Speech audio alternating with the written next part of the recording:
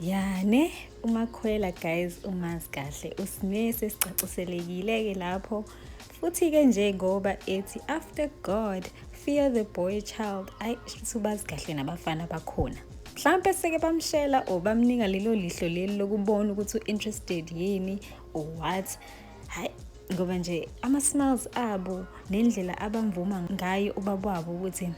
usuze wamthola hayi yabo nje shuthi bebemfuna kodwa manje engatholakali shuthi-ke uSamke was in fact around ingane zakwamseleku while dating ubaba wabo kodwa engasho lutho which is very shady so nje angimblame uSne for feeling some type of way cause it does come across as though befuna impilo yabo hayi ubungani babo engathi nje uMakhwela omyuzile uSne somewhere somehow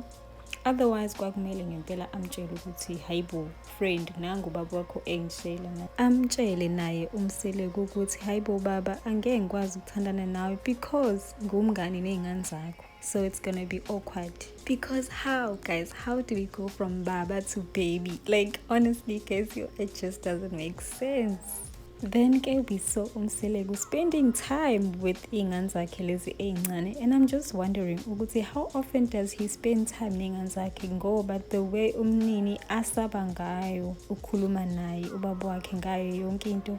it says a lot kuyasho ukuthi vela kakhulekile and umnini yena nje ngoba emncane kanje but very wise other kids would have been able ukuthi beqhubeke bekhulume nobaba wabo you know about how they feel yini abayicabangayo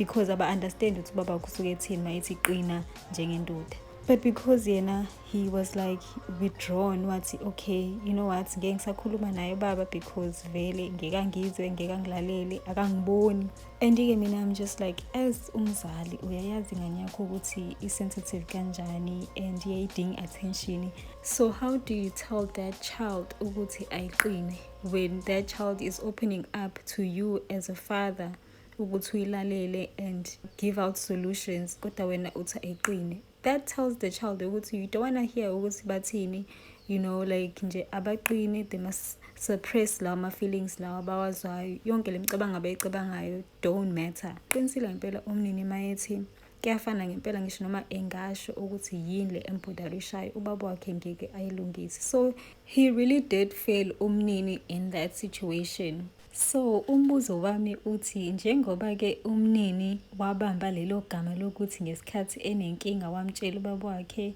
wathi ubaba wakhe akaqine which is why sekunzima manje ukuthi avuleke isifuba sakhe amtshele ubaba ukuthi yini le embodarishayo umsele kuzophinda asho yini ukuthi izingane zakhe nazo ziyawathatha amagama awashoyo ziwagcine cause mangase nje amkhumbuza umnini ukuthi wathini ngesikhathi emtshela ngenkinga yakhe he's gonna be blaming others and not take accountability for his own shortcomings as a father. Then we saw a conversation kaMseleku noMpumelelo which was very telling ngayo yonke into nje between uMseleku uMpumelelo noMayeni. From my observation nje throughout nje ukubuka uThando Nesithembu one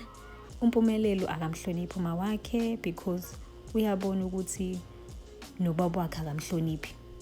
and then two uMpumelelo uzibona esemdala ngoba nakho enezingane futhi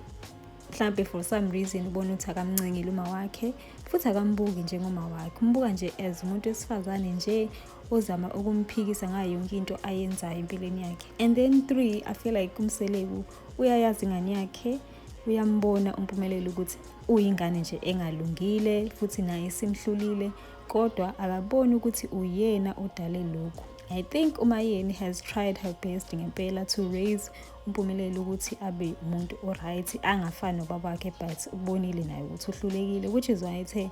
hayi akasafuna ukuhlala naye because uyabona ukuthi there's no hope ibehavior yakhe nje uMpumelelo iyamtriggerisha imkhumbuza obaba wakhe. And what's really unfortunate ukuthi our daughters out there awazi ukuthi it's a huge red flag when a son does not have a good relationship noma wakhe because how is he gonna treat you his wife or girlfriend if he can't really listen or respect his own mother bazobona nje sebephakathi ukuthi nje ayi lento engihlalele la ayikho so ngempela I feel like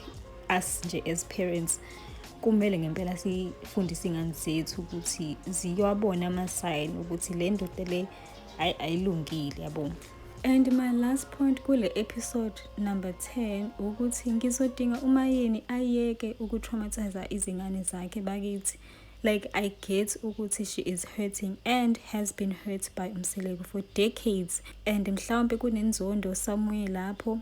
but all I ask is for her not to give up on iy'ngane zakhe bakithi, not to treat iy'ngane zakhe the way she treats umyeni wakhe, but kumele ayihambe ngempela i-therapy, cause yonke lento ayenza manje will come back to bite her ekugcineni. The last thing she wants is for izingane zakhe ukuthi zibe close with the very same person angamfuni, simply because yena uMakhumalo unokuthula, unothando enhliziyweni yakhe,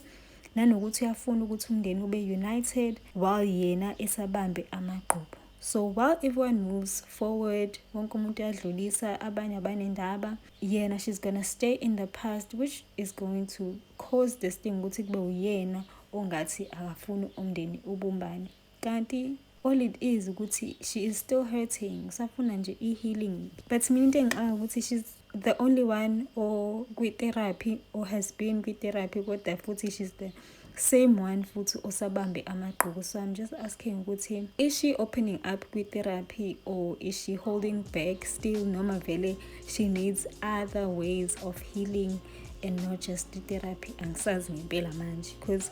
like, how is it ukuthi she's the one who's been in therapy but still there's no progress, there's no forgiveness, there's no, she's not allowing herself ukuthi isebenze le therapy le.